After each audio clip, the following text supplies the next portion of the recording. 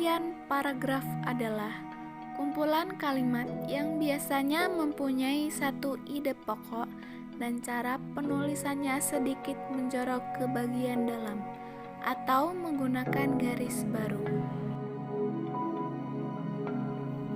Syarat-syarat paragraf terdiri dari kalimat utama yang berisi gagasan utama dan kalimat penjelas, membentuk suatu kesatuan antara gagasan utama dan penjelas.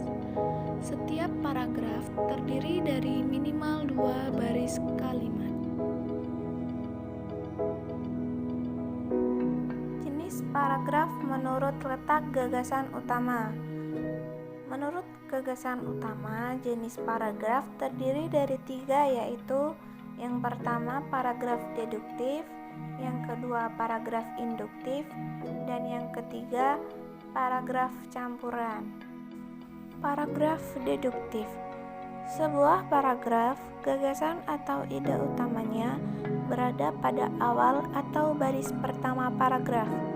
Biasanya diawali dengan pernyataan yang bersifat umum, berupa contoh, bukti, rincian, khusus, dan lain-lain.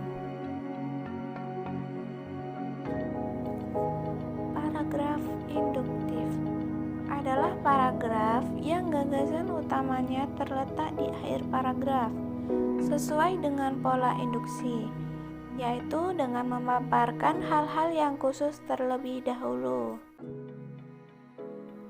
Paragraf campuran. Paragraf campuran adalah paragraf yang memiliki ide pokok di bagian awal dan akhir kalimat.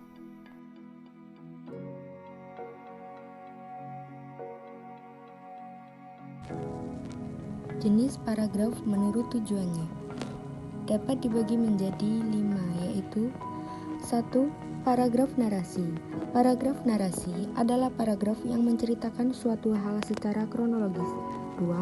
Paragraf eksposisi. Paragraf eksposisi adalah paragraf yang isinya berupa penjelasan untuk memaparkan fakta-fakta yang ada. 3. Paragraf argumentasi. Jenis paragraf yang mengungkapkan ide, gagasan, atau pendapat penulis dengan disertai bukti dan fakta yang benar-benar terjadi. 4. Paragraf persuasif. Paragraf yang berisi imbauan atau ajakan kepada orang lain untuk melakukan sesuatu seperti yang diharapkan oleh penulisnya. 5. Paragraf deskripsi. Paragraf yang menjelaskan kepada pembaca mengenai suatu hal seperti objek, gagasan, tempat, atau peristiwa melalui perincian dan detail hal tersebut. Unsur-unsur paragraf. Topik atau gagasan utama, kalimat utama, kalimat pendukung, transisi, dan penegasan ulang. Jenis pola pengembangan paragraf.